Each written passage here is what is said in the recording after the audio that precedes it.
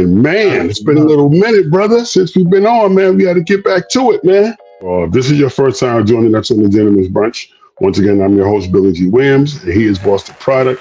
And on the Gentleman's Brunch, we talk about our shared love for brunch. We talk about our shared love for podcasting and relevant cultural topics.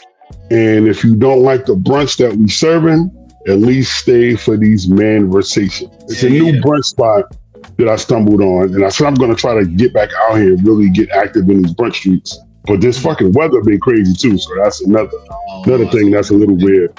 But I stumbled onto this new brunch spot. It's uptown. I found it on Instagram. It's called the Nephew Supper Club. I didn't get a chance to actually go because when me and you wasn't able to go, I tried to get one of my mans to go. It was my man's birthday, but he got caught up, so I wasn't able to actually go. But from what I see, the place looks very interesting. It's a New Orleans themed restaurant, and they serve brunch each and every Sunday. So I'm going to read a little bit off of their website just to give the people a little context. All right, it says the Nephew Supper Club. It says step into an era of elegance and indulgence at the Nephew Supper Club, a refined dining experience inspired by the charm of the 20th century and the vibrant flavors of the world. And it says brunch, craft cocktails, live jazz, and late night vibes, served with a side of soul.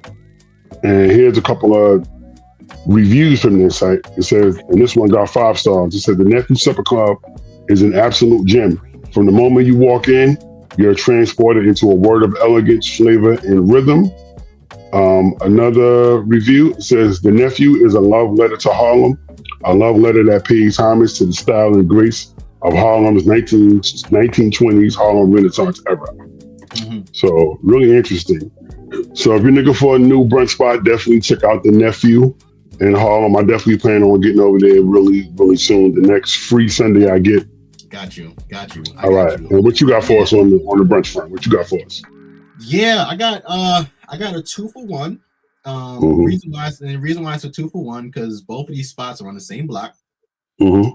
Actually, right across the street from each other. Both of these spots I went to with my wife. Like the first one I'm going to talk about is a spot called Ayat, and this is Ditmas Park. In Brooklyn.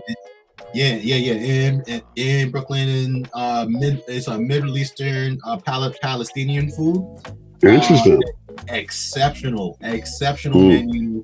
Exceptional menu. I don't know how long they've been around. I think it's kind of new, but like it's an amazing spot, especially if you're into like Middle Eastern food and things like that. You know, I've come on this show a couple of times and talked about how I like Mediterranean food, right, stuff like that. So this is in that same lane, but specifically Palestinian food.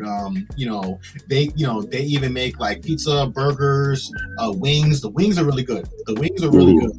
Trust me, you've never seen wings like that because I've never seen wings. And I've been looking for some good wings too, man. I'm been on a wing binge because I had stopped eating chicken for a little while, so I just started back eating chicken, and I've been on a binge for some good wings, man. Yeah, I'm telling you, dog, really good wings. And the thing is that they're not even fried wings. It's like it's like really nice grilled wings, and then they serve it with like a couple of fixings to go along with it. Very spicy, exceptional. And then now we had like a combination platter with hummus, lebna, like a couple of other things. So plenty of spices and flavors. It's really good. Excellent, terrific. And so right across the street from there is a full-blown brunch spot. Brunch spot called I see Ditmas got all the brunch spots, man. Ditmas is nice. I suggest anybody, if you're into like good food, go to Ditmas Park. Ditmas Park. You got folks from all over the world who got restaurants all over there, but the spot I'm talking about is right across the street from Ayat. And they're both on Cortelyou Road, right?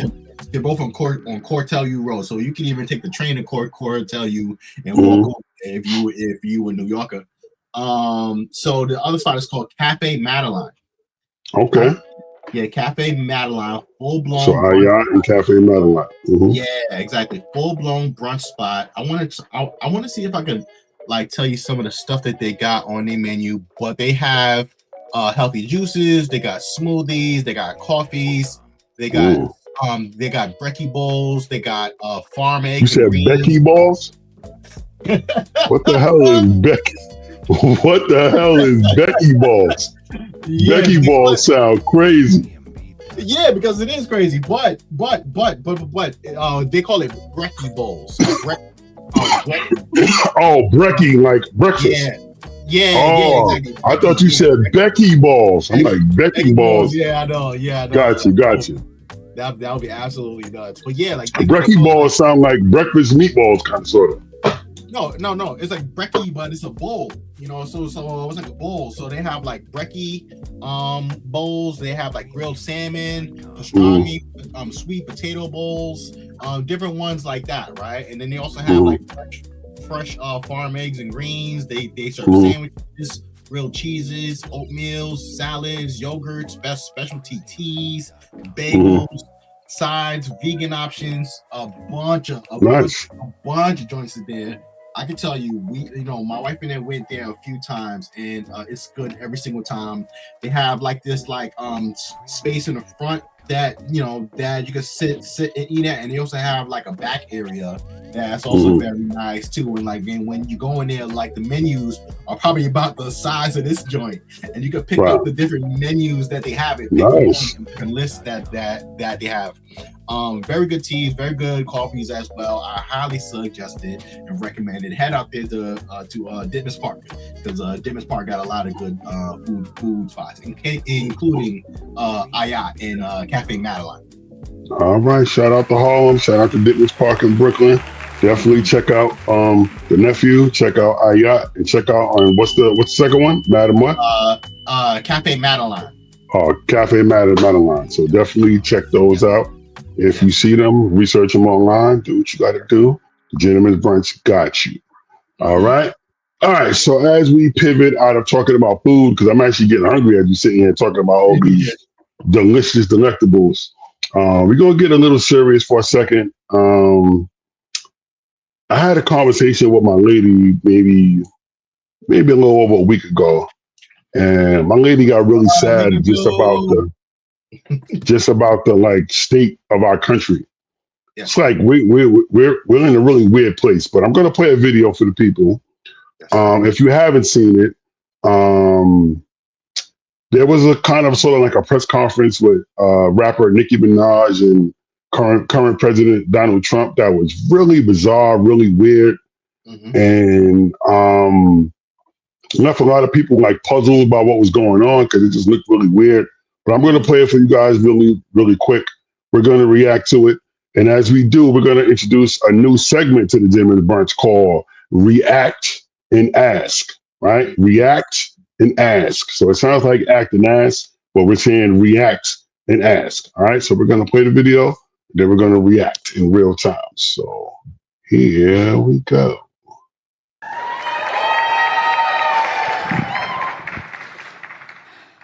Hello.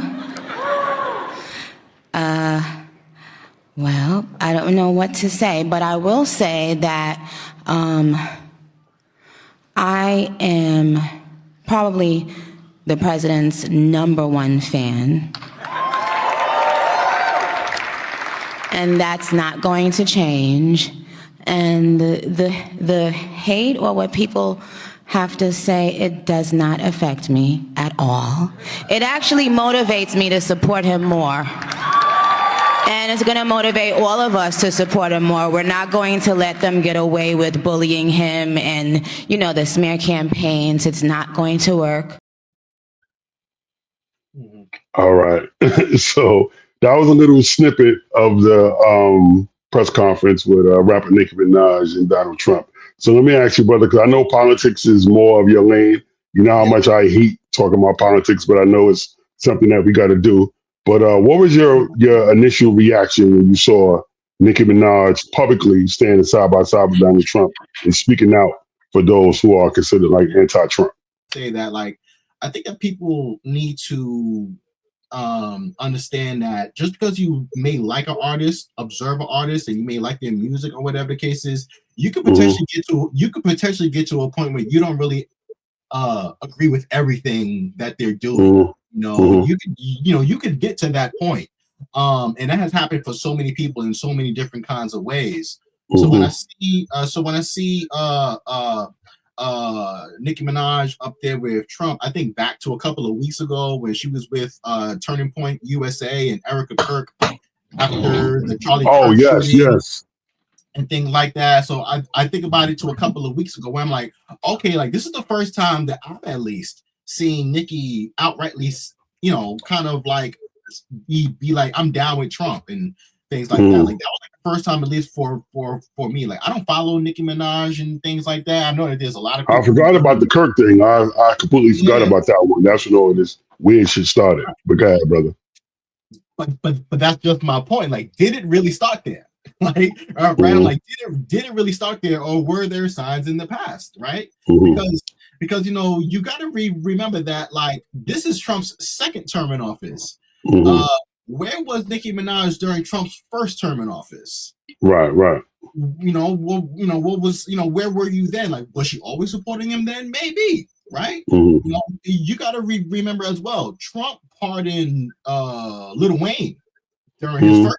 Oh, right. Yes, he did. Yeah, you're right about that. Lil Wayne during his first term, and you got to remember too that like Trump pardoned Lil Wayne after Lil Wayne met with Trump and they took a picture together.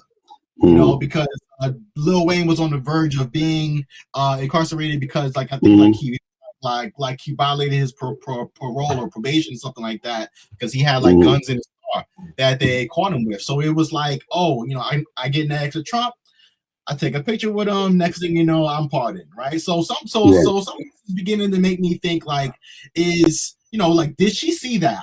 I'm just completely guessing, but like, did she see that and was like, oh, maybe I could play the same kind of game or get into the same kind of thing or whatever the case is. Like, is that the case? Could that be the case?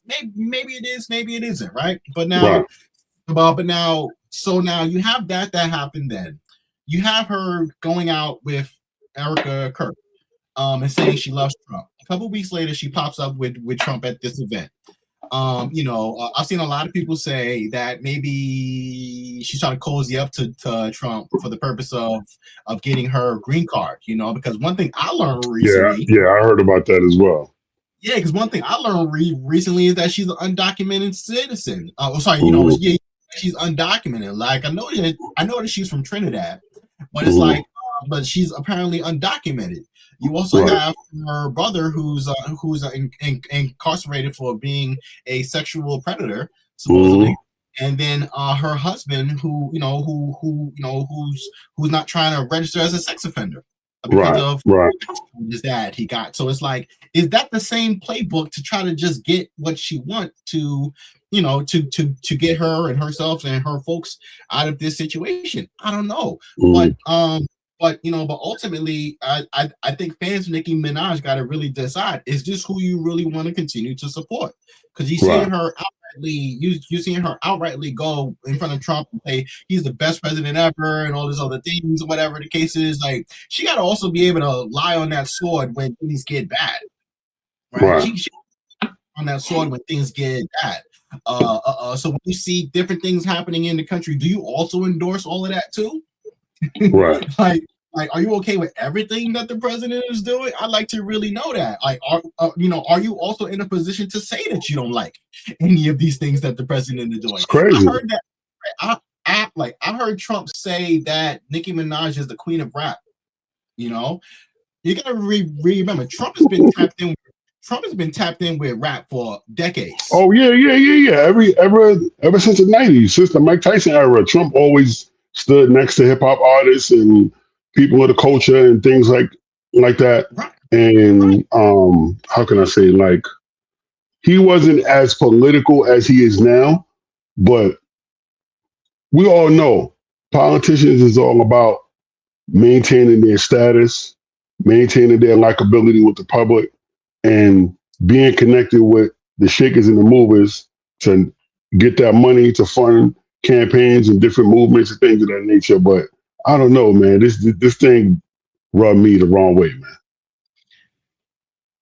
I mean, and that's part of why I was saying, like, especially if you're a Nicki Minaj fan or if you're somebody who pays attention to Nicki, like, is this something that you're gonna continue to be down with her on now that she has made this turn? Right. Because look, like, though they make, though folks can make music that you like that doesn't always mean that they have the same ideals as you do. Right. Right. And it's like, are you still going to be down when it's all said and done? Like, does her raps now become MAGA raps? Like, you stupid.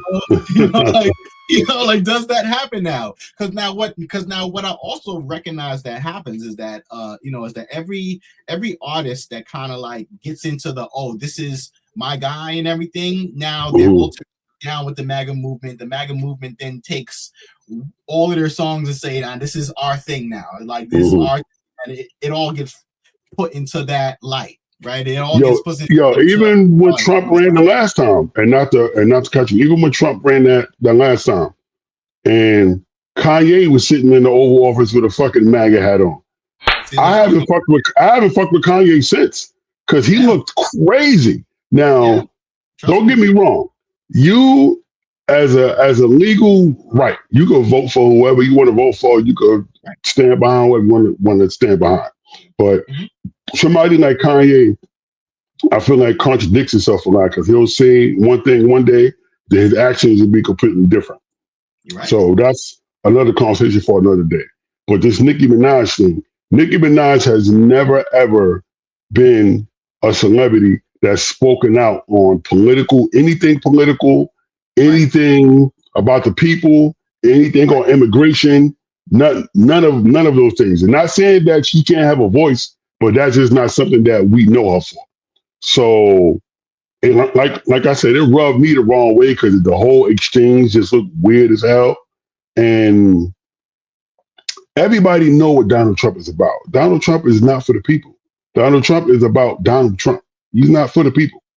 So with all the wild shit going on, and we'll get into that a little bit. All the ICE stuff going on, all the tariffs, all the crazy shit Trump out here doing. I don't even see why you would want to stand next to Trump unless there's some personal gain for you to get out of this alliance. That's what I believe in. I mean, yeah, because like what Trump demands is loyalty, right? What Trump demands is loyalty. Like, you got to be and that's a part of the whole MAGA movement to begin with. It's either you down with us or not. It's either you comply or you die. It's either like you're on this side or you're not. And and that's why you always got to come to terms with what comes with being on that side. And for her, I just hope that she's prepared for everything that it comes with. Because now also what happened when she went to Erica Kirk's event for Turning Point USA, Nicki Minaj started to lose millions of fans on Instagram. Oh yeah, I heard she lost about 10 million Instagram followers just like that overnight. Just like that, and then she allegedly like closed her account or like paused her account in order to stop the bleeding of all the people who were unfollowing her. And hold on, wait, one more point. No, you good. Now you have that happening after she stepped out with Erica Kirk, but then now she also got a whole bunch of MAGA folks that's now down with her because they're like, oh, she's our girl now. She's down with us now. So now they're all in. Because now even after that same event, right? Even after the event with Trump that she was just at, there came, you talk about Kanye being in the Oval Office, which Kanye looked nuts then, right? That looked crazy. All right. Kanye called Trump his dad. No, that's what I'm trying to tell you. That whole thing looked bizarre to me. Right. And Nicki's standing next to him looked very similar, where something don't look right. Something just don't look right.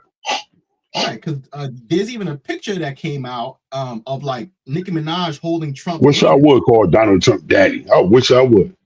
Yeah, that happened. Trust me, that happened. And so there was also a picture of Nicki Minaj holding Trump's hand, like like very intimately. I'm like, wait, what's this? And then Nicki Minaj, even after the event with Trump, came out and to attend the premiere of the Melania Trump documentary. Mm-hmm. So she's up there with Kevin O'Leary, with Dr. Phil, all of these other folks. I'm like, when was she ever in these rooms before? She could have been. That's why I'm We confused. may not have You've seen it. never ever been a person speaking out on politics. When all of a sudden, Yeah. you know, So this is weird to me. right now you whining and dining with all of these folks, because like once you're down, you always are down, and she got to be ready for that too, and really knows what that comes with, because allegedly, like after she attended the event with Trump, she then got the Trump Gold Card. You heard about that? Yeah, I saw that. Mm-hmm. So the Trump Gold Card is pretty much like a special program that Trump started in his second term in office, which is why this is lining up kind of funny.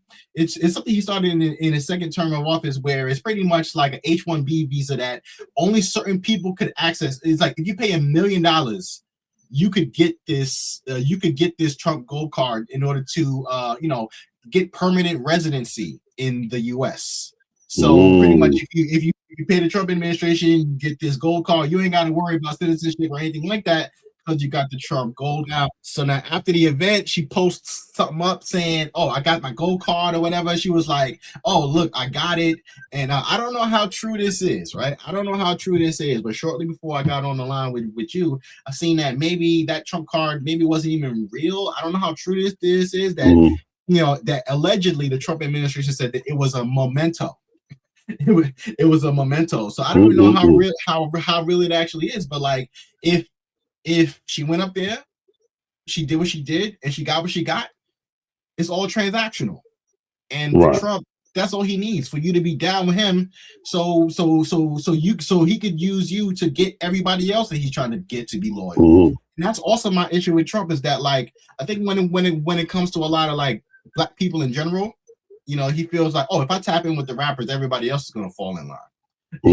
All the other black people are going to fall in line. So it's like, folks got to be really careful what they're signing up for, because you also got to be able to lie on that sword when things go bad too. So I want to ask the people. So for this React and Ask segment, do we think Nicki Minaj alliance with Trump is genuine, or is it for gain? Well, Nicki, I don't know what's going on over there. But I pray I pray this isn't a trend that we're going to start seeing now. Like rappers, who many of them are not even politically educated enough to even speak on these topics. But I hope this isn't a trend that we're starting to see, where celebrities is pretty much pimping themselves out to the highest bidder for personal gain, instead of really standing with the people. Yeah, I agree.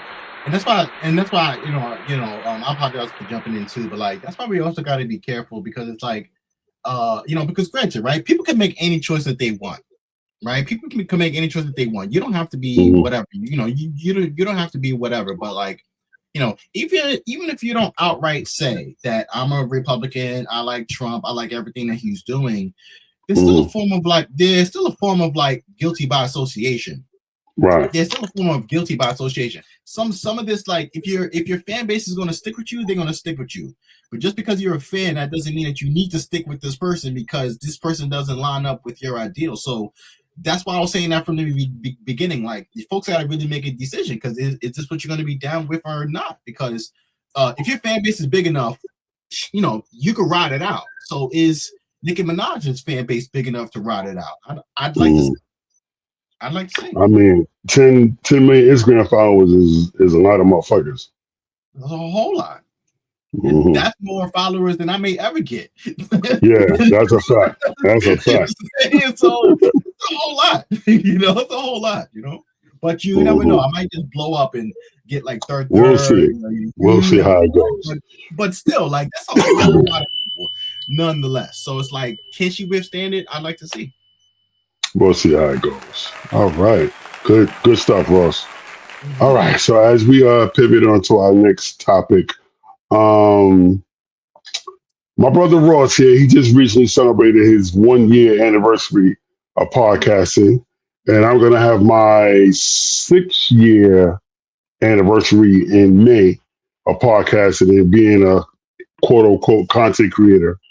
And I want to talk about just ridiculous viral things that we've seen during our time, and also like things on podcasts that go viral. Because sometimes, as a podcaster, I get a little frustrated where I'll put out content that I think is good and don't get a lot of views, but then I'll see some wild shit, some crazy, reckless, dumb shit that go crazy. And one thing that comes to mind for me recently that went viral. You follow Corey Holcomb, the comedian, right? No, I don't follow him, but I know Okay. exactly who you're talking about. I don't follow Yeah, him, but Corey I know exactly who you're Holcomb, talking formerly of Nick Cannon's Wild 'N Out, well-known about. stand-up comedian, more of an underground comedian, but well-known Yeah, stand comedian. because he was a thing before Wild 'N Out. He was a thing Right, before Wild right, 'N Out. right. He been a comedian for a minute, and also Right. another content creator that I actually follow that I actually enjoy his content. He does a lot of reaction videos. He does a lot of panel discussions around relationships and different things. A fellow by the name of Anton Daniels. Oh yeah. Um, he Oh just yeah. recently did Corey Yeah. Holcomb's podcast, Yeah. I know what this. and yeah, so they did the podcast. Corey Yeah. Holcomb had a problem with him. Yeah. He had a problem with Corey Holcomb. So they did an in studio podcast where they kind of just hashed out things face to face, and it got a little aggressive, got real ugly on the pod. But as I'm watching, and I tell it to people all the time about being a content creator. I tell it to people all the time. I say you could be the person who consumes content, or you could be the person who's creating content. So if you're the person that consumes content and you see what happened on this podcast with Corey Holcomb and Anton Daniels, it's like, ooh, all of this like drama. But as a person like myself and Ross, who's content creators, I felt like that whole shit was a hoax just to go viral. And like I said, it's a little frustrating because I have integrity with myself where I can't just get online and just do a bunch of stupid shit. Most of the stuff you see me put out here on the internet is from a genuine place. Like I can't just be on here acting a fool, doing all the dumb shit. Like I just can't do it. So the exchange these guys had, it seemed like they was about to go to blows, but you could tell neither one of them really wanted that smoke. This was all fodder for the internet, clickbait, whatever you want to call it, clout chasing, whatever you want to call it. So since that episode, this thing's been ongoing and ongoing and ongoing. And it's a little exhausting, honestly, to watch and hear that because I'm from the era, man. If I really want to smoke with you, you turn these cameras off, shoot that five, and then we keep it moving, man. But all this internet huffing and puffing shit is so whack. So I just want to say, fuck you to all of these people out here that just do dumb shit on the internet that's getting 29 million views off of stupid shit, and people who putting legit, genuine, valuable information on the internet is getting 25 views. I don't appreciate that, man. In their own ways, Corey Holcomb, Anton Daniels are provocative. Right? They're provocative in their own ways. I've heard a lot of people say about Anton Daniels that he like poops on black people in order to play to a white audience.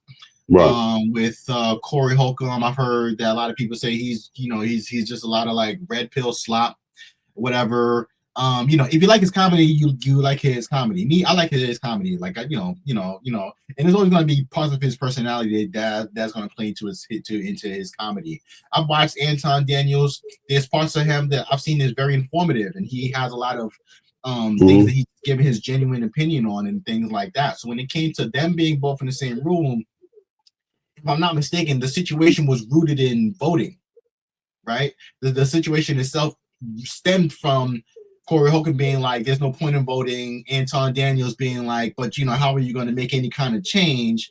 And Corey Holcomb is like, yo, you just trying to make me bend into this nonsense that's happening in our political system to begin with. And then that's when I believe Anton Daniels said something like, he invited him to his what, and that's when things got heated between them. Yeah. Right. And so I think that, if I had to guess, I think the situation was real. I think the situation was authentic. I could be wrong, but what the algorithm eats up is those moments. What the algorithm eats up is those moments. If anything, it just It's gives you sickening, that. bro. It's Yeah, if sickening. anything, it just gives you that moment, and a lot of times it don't give you the before and the after. Unless if it's just more videos riding on that this was a problem, right? But the resolution, like people don't always hear about that or whatever the case is. Like virality comes from moments that are genuine or moments genuine and then something crazy happens or something that's manufactured and then something crazy happens too, right? Like those I feel like it's more along those lines. I feel like. yeah, I mean, I've seen it go a couple of ways, but those are at least two, right? And what I realize is that, like, to your point, like when you are just trying to create genuine, informative, commentary about things, just trying to have genuine moments, like it doesn't always get picked up by the algorithm for reasons It's that may be sickening. larger than you and me, but it's not to say that that content isn't important. It's not to say that it's not reaching who it needs to reach. It may not go on those big levels because the algorithm feeds on the bullshit. It But feeds what I on will say division. though, but what I will say though is that there's been pieces of content that I've put out there that didn't hit initially, and I think me and you talked about this before when I did your pod before. It didn't hit initially, but I recycled that same piece of content another time, and then it did do a lot better in terms of the algorithm views and watch time and things of that nature. But it's just very frustrating as a content creator that you got to lower yourself to fucking ignorance in order for you to get a look from the algorithm or from the people. It's just like weird. Like I've posted like dumb shit on my timeline before that go crazy, and then when I put something that's a little more serious, a little more like you said, informational, genuine, nothing. It's like wow. Yeah. Because what's happening to what's happening to, like, social media is not like what it used to be in Oh general. nah, it's changed a lot. It's not like what it used to be in general. Like there are people who, like, they don't go to social media for anything more than just like stimulation. People just want to see something just to give them a feeling. Like people aren't there to have their attention span be triggered longer than 30 seconds. And it's like from 30 seconds they're just on to the next thing. So it's like you gotta also see how, like, there's a lot of people who's And I've not been there for that guilty of also. that. And I've Yeah, been guilty of that. Sometimes I just yeah. be scrolling, barely even paying attention to something going on. So I totally get that. Right. So even if even if somebody's dropping some real jewels, like you could pass on right on by because they're taking too long to get to the point. Like, and in fact, more videos are being created to like hook you in from the very first 3 seconds, and then the rest of the video is just whatever. Right? It's like it's literally being chopped up like that in a way to really speak you from the very beginning. One thing I learned from TikTok, one thing I learned from TikTok is especially, and you said this just now too, was that, like, sometimes it's not about the video, it's about the timing. And if people didn't see it, post it again because somebody else is going to see it who didn't see it, and then maybe that'll make it pop. So a lot of times it's not always about the content, it's about everything aligning in a way just by chance for it to pop. But also realizing just because something goes viral doesn't mean that it's always good. It just worked in that moment for whatever reason that it worked. And people aren't even making the kind of money like that they used to from things going viral. I saw that recently. Yeah, there's people that's not making as much money, on TikTok, for example. Ever since the US forced the sale of TikTok from China and now Oracle owns it, there's a lot of TikTok creators that went viral a bunch of times. Now they're doing the same thing that they used to do. What used to go viral doesn't even go viral anymore because it's being suppressed. It's being suppressed, and even when it does pop, they don't even get as much money as they used to. So it's like sometimes, again, it's not you, it's the powers that be that's forcing it to do whatever. So but one thing I always realize to myself is that at any point that you see what my content is, or at any point that you see Ross Weekly, or at any point that you see the Gentleman's Brunch, whatever the case is, even if it's years down the road, I would want people to always know that I'm coming from a place of integrity, And here at the Gentleman's Brunch, we're coming from a place of fact. integrity, and that is genuine. Even if it didn't pop in, if it at least reached the person who was meant to see it and got something from it, then that's a win. That's a fact. And let me stay on topic. We'll pivot a little bit. Something else that you have brought up. Your boy Rich Paul, LeBron's business partner, who also got a new podcast out. He been saying some wild shit on his podcast as well.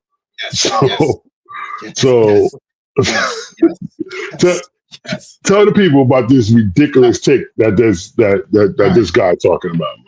Sound crazy. Cool. All right, cool. I do want to say this. Rich Paul's not the first person to say this, right? Rich Paul's not the first person to say this, but like, because I first heard this claim from Jim Jones, and this was maybe last year or something like that. I first heard this claim from Jim Jones. Who? No, from Jim Jones from Harlem. Who? Harlem. Dipset Jim Jones. Yeah. Jim Jones is non-relevant, so we're gonna move on to Rich Paul. But go ahead. I get it. But yeah. So the take is that the reason why Jordan sneakers, Michael Air Jordan sneakers, the reason why they got popular is not because of Jordan and everything that he did on the court and the legend that he is. It's because of the hustlers who were in the streets, who bought Jordans, who had the fly car, whatever the case is, and the ladies, and the this, and the that, is who inspired folks to get Jordans in the first place, because folks wanted to be like the hustlers who were wearing these things. And it's not because of Jordan and his greatness, for example. It's because of the people in the inner cities, for example, who were wearing these things and became influential enough to make people want to buy them. Just totally dismissing the whole basketball element of Jordans to begin with, even though they were on court playing shoes to begin with. And so my take from the very beginning is that is unequivocally false. I think before or even during the same time that, say, a lot of hustlers were wearing like Jordans, for example, there were other people who were already into Jordans. Obviously, you had the whole basketball crowd.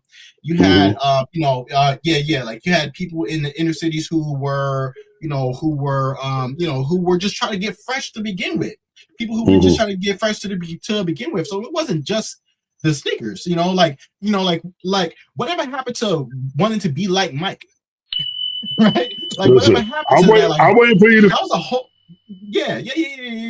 Like that was a whole campaign in itself. Good. Like wanting to be like Mike. Like there was there was the movies. There was all these different points where people were influenced by what Michael Jordan did enough to want to wear his shoes. So it wasn't just the hustlers, because then where were the hustlers getting it from? Like they had to get inspired by somebody or something. So it's like, to say that it started with them, I think it's completely cutting out the whole basketball community that made Jordans popular to begin with.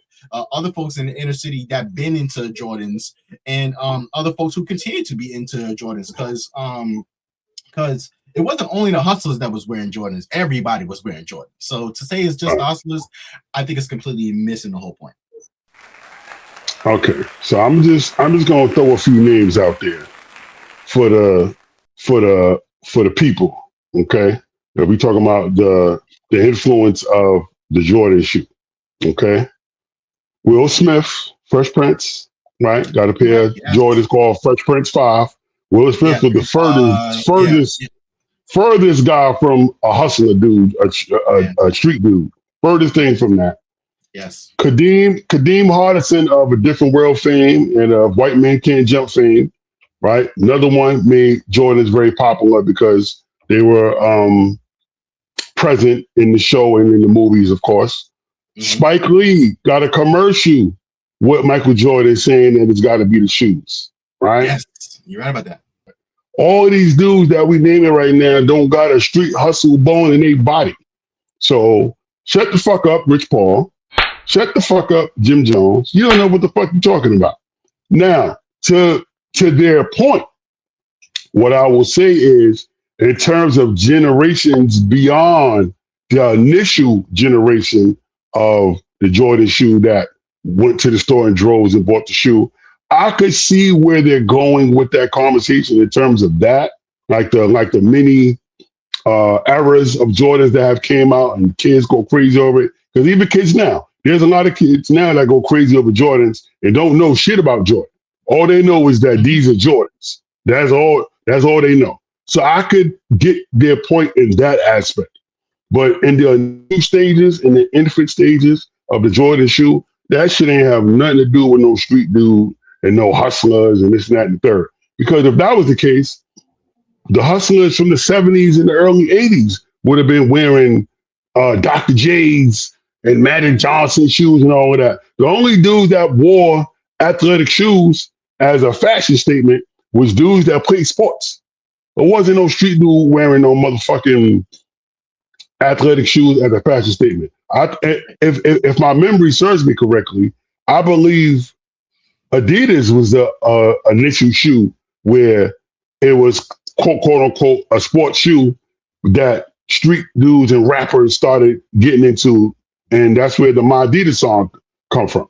But outside of that, I don't recall any era in music or in entertainment or from the street where the influence of a shoe that was endorsed by an athlete was, coming through that pipeline. So I emphatically disagree with Rich Paul and Jim Jones. I think that's just another one of these stupid ass trying to go viral takes. And of course, Rich Paul, his interest is LeBron. So anything to get an upper hand on Jordan, he's gonna shoot for the stars. But everybody that's a sneakerhead that know the truth, know that shit is bullshit at the end of the day. How many people are wearing LeBrons to begin with? So it's like I got some LeBrons. I fuck with LeBrons, but LeBron sneakers don't have the same impact as Jordans. It just doesn't. And I think also with Jordan shoes, it's the look of the shoe. Jordan shoes is shoes you can dress up or dress down. I think that was what was always the hook with the Jordan shoes. It wasn't because street dude, like get the fuck out of here with that. Yeah, but they got to that point. But they got to that point where where you could rock it in all the different kinds of ways, like like for example, like the Concord 11s, right? For example, like the Concord 11s, like people like to wear Concord 11s with suits, for example. Those are my favorite Jordans, by the way. Oh, really? Oh, yeah. Those are my favorites. Yeah, my favorites are the white cement 3s. I do like those too. I had those. Yeah. The white. No, in fact, it's two of them. It's the white cement 3s and the black cement 3s. I bought both of those. I bought both of those a couple of times. Of times. I always gotta have the white and the black, but I always gotta have a pair of those. But but Jordan's got to that point where you could rock it like all different kinds of ways, right? Like I think it was like shoes like the LeBrons or KDs or things like that always remained full-on basketball sneakers that kind of folks still keep it in that realm to some respect. And they are especially made for that. They are especially made to be on-court shoes to this day. There's some LeBrons, even like the ones that you got, you could kind of spin them off to do your own thing, right? Like, for example, like my favorite pair of LeBrons, even though I don't own them, are the South Beach 8s. Those are my favorite ones. Those are tough. Yeah, those were the first ones where I was like, oh, okay, I see what I could do with that one. I see what I can do with that one. But like, not every LeBron is cut from that cloth to be able to do that. But Jordans, especially 1 through 14, people found all kinds of ways to wear these things. So much so that you can't even really play. Sorry, you can't even really play in a pair of Jordans. Like they don't, they turn into lifestyle shoes. Even though they were athletic shoes, compared to LeBron's, where they always remain as athletic shoes. KD's have always remained as athletic shoes, things like that. So there's only certain ones that kind of translated over to the streets in that kind of way. So it's like, if hustlers did that back then, then how come hustlers aren't doing that to everything else?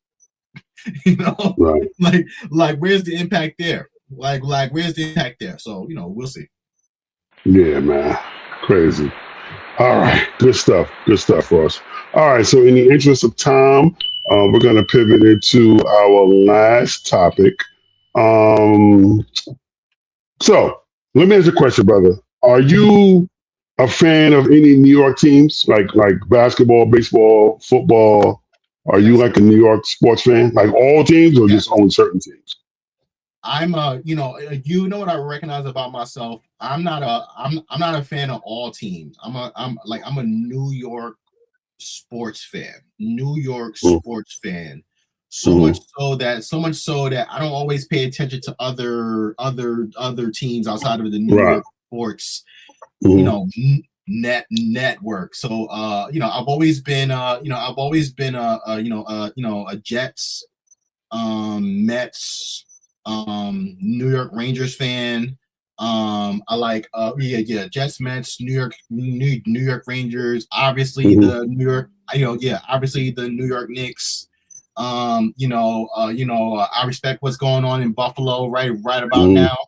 I even like wait, I talked about hockey, right? I even mm, like the Red Bulls. I even like mm. the Red Bulls for soccer. Yeah, for Uh, soccer, yeah. yeah, things like that. So I've always been a New York sports fan. So Okay. I hope I'm not leaving anybody out, but I think I got it all. Okay, so I'm gonna give you all the New York sports teams that I am a fan of. Mm-hmm. Number one for me is the Knicks and the Yankees. It's like neck and neck for me. Like I legitly love them, and I have a very strong emotional relationship when it comes to them. Mm-hmm. I'm also a Jets fan, but right now I'm like a closet Jets fan because the Jets is so bad. I'm like a closet Jets fan at the moment, and I was like that with the Knicks for a little while when they sucked for a couple of years. Mm-hmm. Um, I don't hate the Mets. I'm just not a Mets fan, but I will root for them if they're doing well and the Yeah, Yankees aren't. I will root for the Mets. yeah, Football, I'm not a Giants fan. It's kind of similar to the Mets. I don't hate the Giants, but I will root for them if they're doing well because when they made those two Super Bowls under Eli Manning, I was definitely rooting for the Giants yeah, all day long because yeah, that's a win for New York. yeah. Yeah. Buffalo, I'm definitely not a Buffalo Bills fan.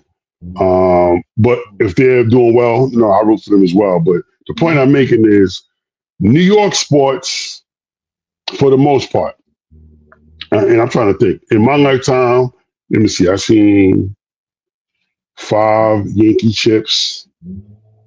I've seen 4 Giants. Mm-hmm. I've seen 1 Mets. I've seen Mm-hmm. 1 Rangers. So wait, you seen And the I'm Mets? Okay, yeah, meaning I've seen them win the championship. right, yeah, okay, The yeah, true. the Devils is I would technically consider them Jersey, but I would I count the mean, Devils. I've seen the I mean, Devils win one, but that don't and count. and the Not Liberty don't and the count. Liberty, Oh yes, the Liberty. Yes, I knew I was yeah, forgetting. the Liberty I was and the forgetting. Liberty. I'm a Apologies and to I'm the and I'm Liberty. a My big Liberty fan too. I am yes, a big Liberty fan. yes. You know But what? Same here on that one. Same here on that one. this topic that we're talking about here is the curse on New York sports teams.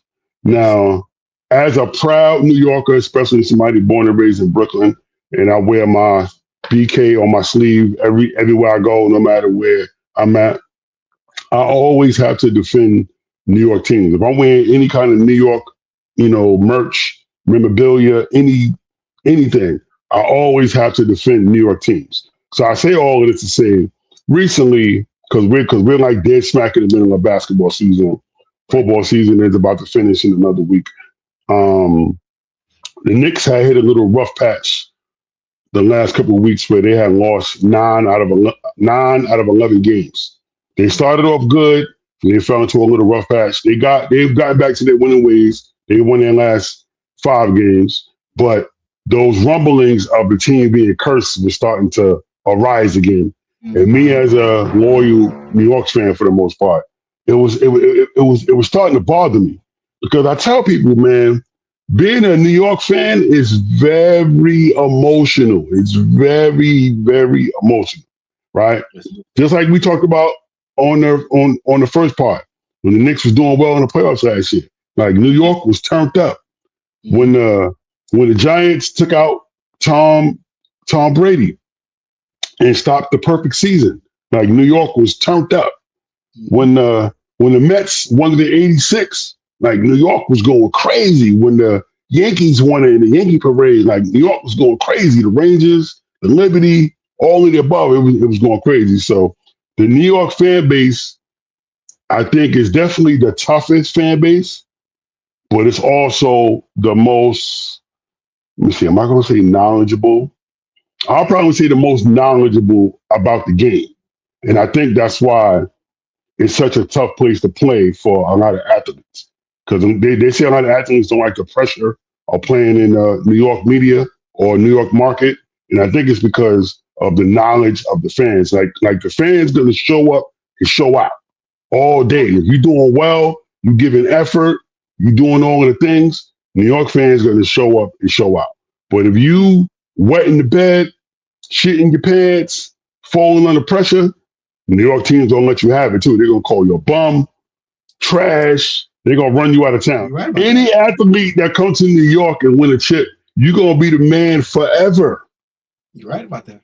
Right. Forever. Because once again, the New York market is such a huge market. The starvation for a championship, and like I said, the emotional relationship with the fans. It's like any big name players that we've gotten, no matter the sport. Pretty much we've gotten them when they was past their prime. The point I'm making is the curse on the New York sports fan base is rough. As a New York fan, it's extremely rough, but the love is real. It's super real, man. The love is real. Yeah, you're absolutely right. Yeah, you're absolutely right. Because the Jets was really bad this year in football. The Jets sucked. They got the number 2 pick in the draft in this football draft. That's true.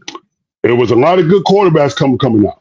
The quarterback that they was projected to take at number 2, he seen the Jets. That motherfucker went back to college. He said, "No, I'm not fucking with them." Like, yeah, no, I don't want no parts of that. Yeah, I don't want no Back in the days, 1998, when Peyton Manning was coming out of Tennessee, he was projected to be the number 1 pick, which he was when he came out. The Jets had number 1 pick. He took his ass back to college. He said, "No, I'm not fucking with them." Yeah, no. What? You're right about that. Yeah. It's crazy. It's crazy. And then It is. with the New York Knicks, how many times have we heard, "Oh, this guy's coming, that guy's coming"? Most recently, it was Kevin Durant. They were saying Kevin Durant and Kyrie was coming to the Knicks. They passed on the Knicks and went to the Brooklyn Nets. Do you know how that devastated me as a Knicks fan? First of all, I love Kevin Durant. He's my favorite player in terms of the older guys. He's my favorite player. Kyrie, I like Kyrie, but I'm not the biggest Kyrie fan in the world. But I was devastated when I heard that they didn't get those guys. And then to add insult to injury, the NBA draft during that year, the Knicks had a top 3 pick. So you know how the draft lottery goes. They do this whole lottery thing where try to find out who's going to get what pick. I just knew the Knicks had the worst record in the league. By the way, I just knew we had number 1. This was the Zion and Ja Morant draft. I remember that one. I was like, even if we get number 2, we still get Ja Morant. I'm good with that. Right. They gave us fucking number 3, and we got bum ass R.J. Barrett. R.J. Barrett, good NBA player, but not a needle mover. When I tell you that like hurt me as a fan, I was devastated. It made me take a break from the Knicks for a little while because I'm like, yo, they're legitimately cursed. They're legitimately cursed. So yeah, it's just a little rough being a New York fan at times. It is. It absolutely is. Yeah, I'll start with the basketball. Especially with the Knicks. Like I remember when Amari Stoudemire came to the Knicks. I remember in the newspaper. I think it was. And I got a fun fact about that, but I'm gonna let you finish. I got a fun fact about that. Yeah. Like I think it was the Daily News, New York Post. It was one of them where he was in front of the Garden. Where he was in front of the Garden, like, yo, I'm gonna bring LeBron here too. I'm gonna bring LeBron here too, and we're just gonna make it happen, and we're gonna go run for the chip and everything. If it happened at that time, I think it would have made a bit more sense. We wouldn't have had no other kinds of resources outside of Amari Stoudemire and LeBron, but at least we would have had them to figure something out at the time. You know, then eventually Carmelo came. I remember that time especially well. That was the last really good time of the Knicks compared to what's happening now, for example. You know, and so if you know, but to answer your question, if LeBron was to win here, would that trump all of his other championships? Oh, no doubt about it. It wouldn't even be close. I mean, 1973, brother. That's all I'm gonna tell you. 1973 is a long time. You are absolutely right about that. It's definitely way better than the bubble ring. It's definitely way better than the bubble ring. Because the ring he won in Cleveland. Remember, Cleveland, same thing. They had that curse on their franchise for a lot of years.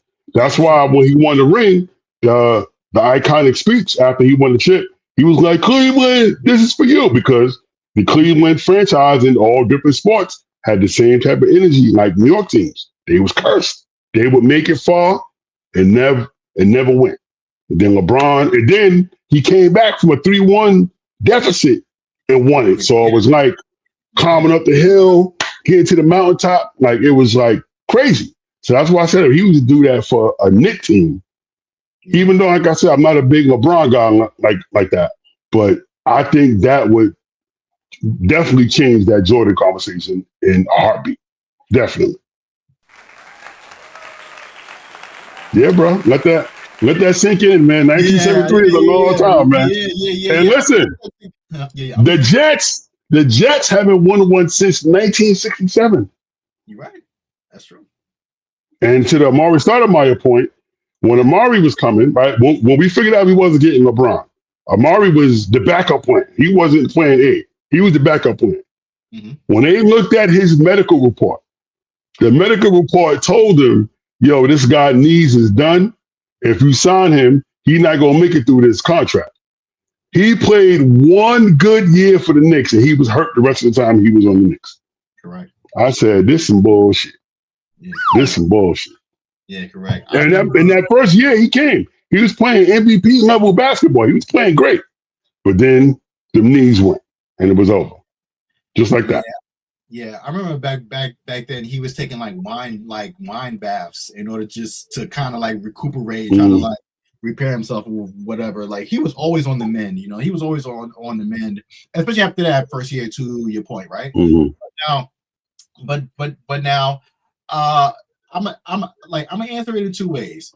Because you are right. Like the pressure of being in New York is just immense. A lot of folks can't take it and can't. Unfortunately, that's why I said we can't just get anybody to play for a New York team. You got to be somebody that's really built for that. Right, we can't, you know. And unfortunately, we do tend to get a lot of folks who are past their prime just because they want to win in New York. Just because they want to win in New York. Look, I'll bring it back to the Jets for a second. I remember never liking Aaron Rodgers, but when he came to the Jets, I was there. I was like, oh, I'm down with Aaron Rodgers. Like, oh, come on over. And what happened? And what happened to Aaron Rodgers? His first play coming out the locker room. What happened? First play. What happened? You know what? Oh my God! Hold on. Tore his Achilles. Tore the whole Achilles. Yo, I paid for NFL League Pass just because Aaron Rodgers showed up. I paid for NFL. Get your money back, brother. Get your money back. Get your refund. I'm in the crib. I'm watching it. I'm like, oh, we here. It's happening. It was on, you know, that game was on 9/11. Remember that? That game was on 9/11. They had they came out with the flag. You know, you were feeling inspired. I was like, yo, this is really happening. I was like, yo, this is really happening. Nah. Pop the Achilles first play, right? I remember Tim Tebow when he came to play for the Jets. That was some of the best football he played, even though it was a very short period. You know, both of them passed their prime. Like for some, you know, Tim Tebow, he still had a little life left, but he was trash overall. So it's like folks want to come and win here because they know what it would mean for their legacies. I want to go back to the curse for a second, because the curse with New York, which I also think plays a very big part, is that if you don't win in like 1, 2, maybe even 3 years, depending on who you are, then New York sports teams ship you out. Right. They should, right? Like, look at That's all the players. that's the curse of being a sports fan in New York and also Right. playing in New York. You got to show up, or they're gonna get your ass up out of here. Right, and then look at all the teams look at all the players that New York Knicks traded that went on to ball out in other places. Look at the New York Jets. Look at Sam Darnold in the Super Bowl. He played for the Jets. Right now, he's on the verge of being. Soon as I see they went to the tip, I said, I know the Jets punching the air right now, and they still looking for a quarterback. That's what I'm saying. And as we close out, let me ask you, who you got for the Super Bowl? As a Jets fan, I gotta pick the Seahawks. Yeah. I can't pick the Patriots. Well, you know I lived in Seattle for a couple of years, so I'm definitely gonna root for them. Sam Darnold used to be a Jet, and used to be a 49er as well, because I'm a 49ers fan as well. And I will never root for the Patriots. So me neither. There's that. I can't go for it, so I gotta go with Seattle. All right, my brother. 4 down, more to go. All right, so as we fade out, many more to go. Yes. As we fade out this episode of the Gentleman's Brunch, make sure you like, share, subscribe, and follow the Gentleman's Brunch and Ross Weekly whenever you see us in these social media streets. And show love, show out, show love, show out. All right. So as we fade out, till next time, it's your boy Billie G, Ross the Product. See you next time. Peace.